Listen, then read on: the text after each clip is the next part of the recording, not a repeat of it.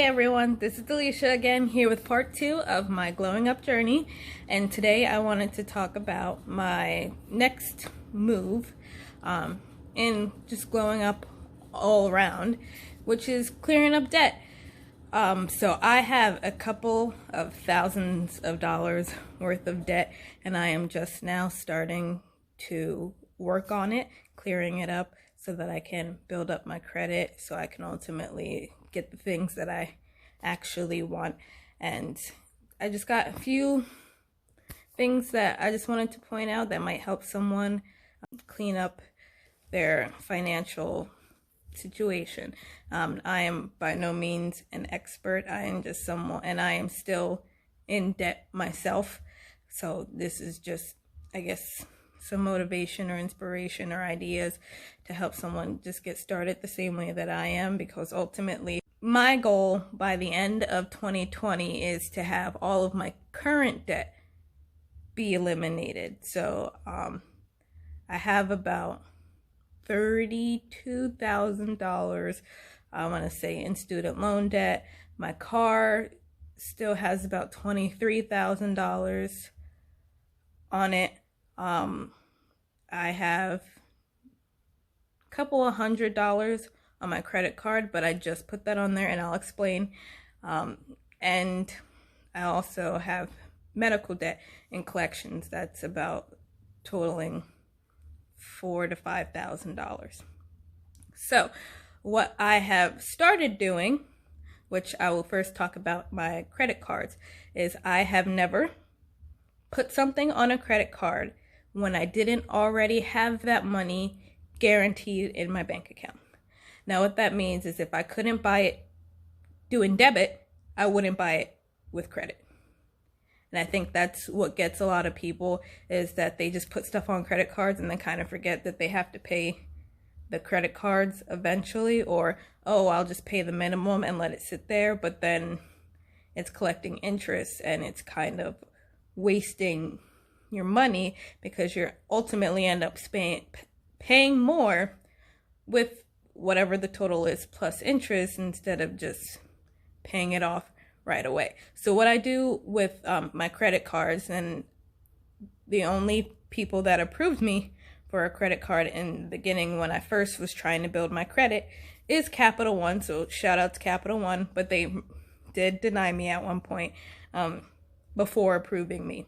I had to work for a little bit and kind of have stuff in my own name before they would even approve that. But I tried all the beginner cards just to get something started before Capital One ultimately accepted me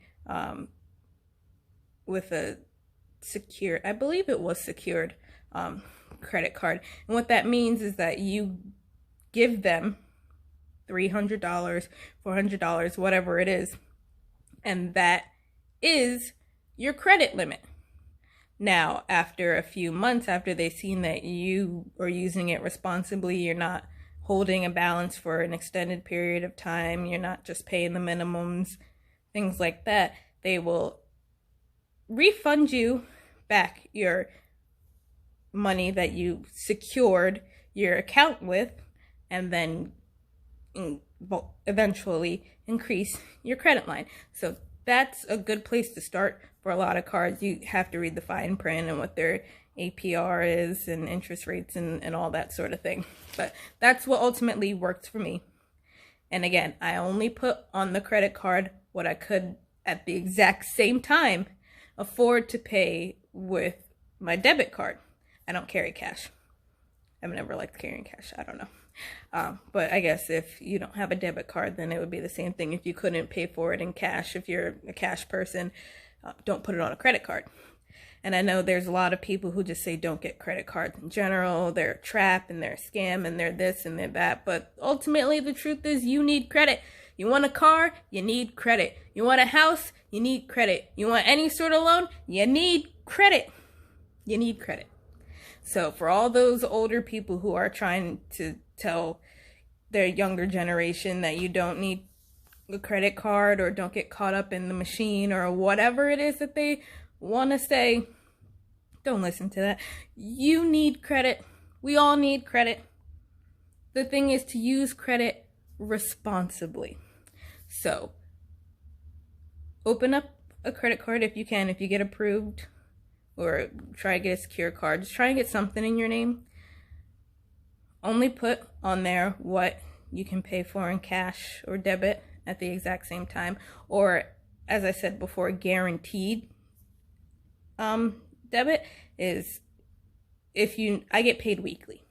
So by the end of Saturday night, I know for a fact how many hours I have worked that week, and I like to use the Adp hourly calculator. Go in, you type in what state you're in, you type in your pay rate, you type in how many hours you worked, because I'm able to look at that throughout the entire week on my my timesheet. And so I put in all that information. It tells you how much tax is coming out of your paycheck, so I can accurately estimate how much money I am going to be getting that following Friday. So until I have worked my final shift on Saturday, I don't count any of that money for the entire week. Come Saturday night, if I want to blow it all on Sunday, long before I get paid on Friday, I still know that I will have X amount in my bank account come Friday morning. That's what I mean by guaranteed money.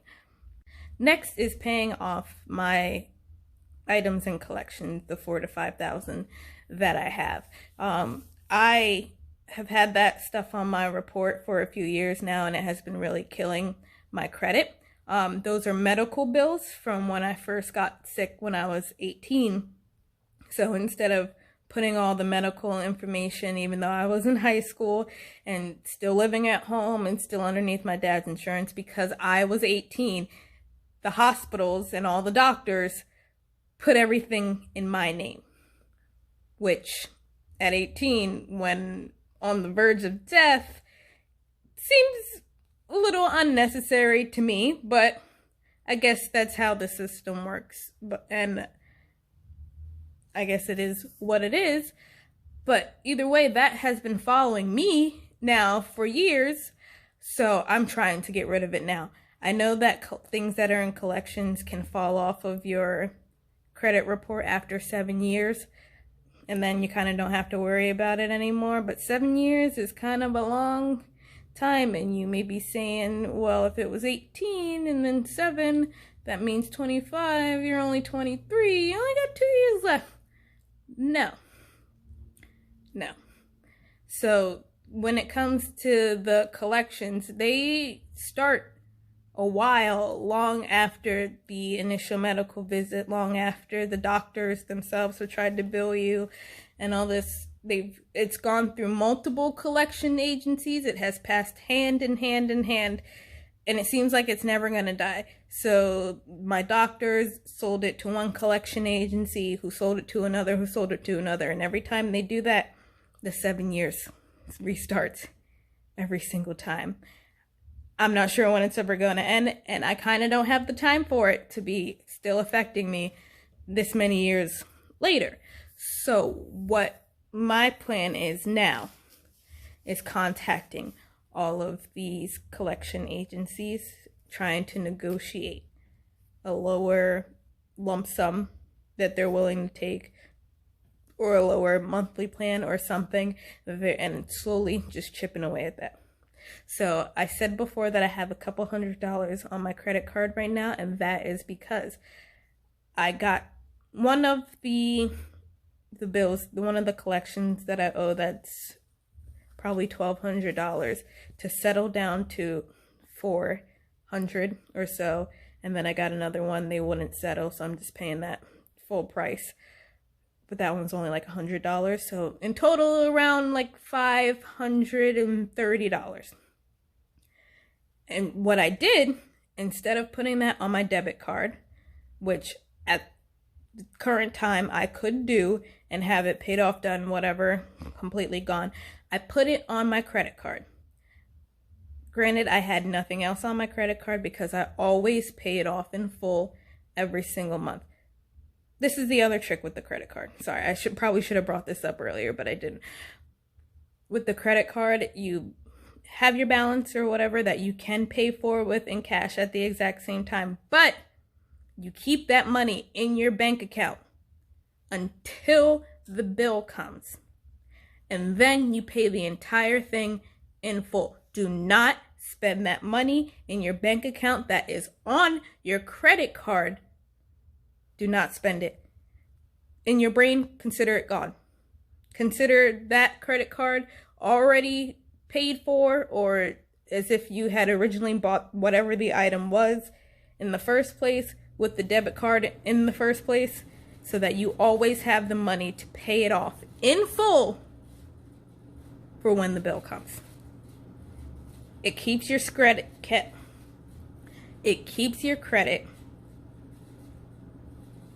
card balance ratio. I'm not sure what it's called. I use Credit Karma to keep track of all of my credit reports and everything. What is it called?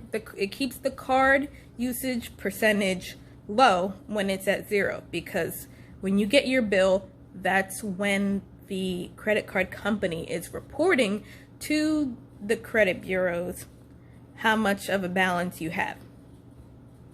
So whether it's like $300, $400, they send that to them. They know what your overall balance is, whether it's like $500, $700, a couple thousand, however high you have it. It calculates a percentage between what it is that you're charged versus how much your balance is, or how much of a limit you have. So when you pay that off in full and they report that again the next month, it shows that your 70% credit card usage dropped to 0, and it's going to shoot your credit score up. And I do that. One, because I don't like owing people any money, so I'm always going to pay it off in full so that I'm never charged interest. Interest rates are insanely high. I don't ever want to pay them. So I pay everything off in full. And two, just because whoever told you that you need to keep some sort of balance, because I've been told this, you have to keep some sort of balance, otherwise it'll negatively affect your credit score. And I'm not sure why that mentality is the way that it is, because that's not true. You can pay it off in full, you can, and your credit score can still keep going up. But make sure you pay for it after you receive the bill. And never pay late. That's the other thing. Don't pay late, because then you're going to get charged the interest. And that's just kind of a double negative. Okay, back to the collections. So I got them to consolidate or to settle on a lower amount for the collections, and I put that on my credit cards. I know for a fact that my next paycheck or two, I'm very good at budgeting. I know that I could pay for that now, and that my next paycheck will also help cover that credit card balances. I am keeping that money there until I receive the bill, and then I'm going to immediately pay for it, so that it's kind of a 2-for-1. I get the collections off of my credit report, so that'll shoot my score up. I am waiting until after the credit card company reports to the bureau what my balance is when I receive my bill, and that's going to shoot my credit score up, and then I'm going to pay it in full so I don't have any interest or late fees, and that's going to shoot my score up even more, because late fees and interest and all of that also get reported. So kind of like a 3-for-1 in there, with instead of paying it on my debit card, because I'm still getting credit usage out of it, which helps in other ways as well. So I'm just going to slowly do that over and over until all of that is gone, and then I will start. I'm not sure if I want to start working on my student loan debt, or if I want to start working more on paying my car off faster, because I do plan on going back to school next summer, so that'll be a couple $1,000 more that I'll just be adding on to the list. So maybe paying the car off sooner would probably be the better idea, because that interest rate is much higher than the government charges for student loans. So the main thing to really remember with all of this is that you kind of have to sacrifice the things that you want. That $500 that I put on my credit cards to pay for the collections bills, I could have easily went shopping with that. I could have took a trip with that. I could have got my nails done, hair done, everything did. You know, I could have done a lot with that money and let the collection sit until the 7-year mark, if it ever reached that point, because again, they sell to the next person and sell to the next person. I could have ignored it forever. But I'm trying to be responsible. I'm trying to clear stuff up to make my life easier down the line. So yes, having nice things and partying or whatever could be fun now, but then in the long run, I'm like drowning in debt and losing my mind and can't afford this and can't afford that. I'm like, man, if only I didn't get that pair of shoes or didn't buy that couple of new outfits or whatever it was. If I had just saved that money and paid off this debt, I wouldn't have to deal with whatever I was dealing with at that time. You have to learn to budget and sacrifice. Budgeting, I feel like, is honestly not that hard, at least to me. Every couple of weeks, I kind of just get bored, and I know that this is just me. I just get bored, and I write down all of my expenses that are reoccurring every month consistently.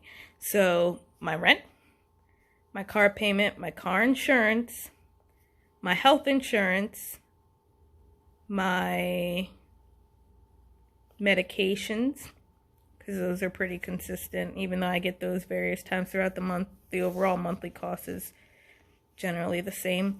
What else? My subscriptions, my phone bill, just things like that. I write all of that down on a piece of paper, add it all up. Then I use that ADP calculator that I was talking about before. I work full time. I generally have some little bit of overtime consistently, but I always baseline everything at 40. Like, what is my baseline? In case for whatever reason I'm not getting that overtime. Use the ADP hourly calculator to calculate how much I am supposed to be making in a month.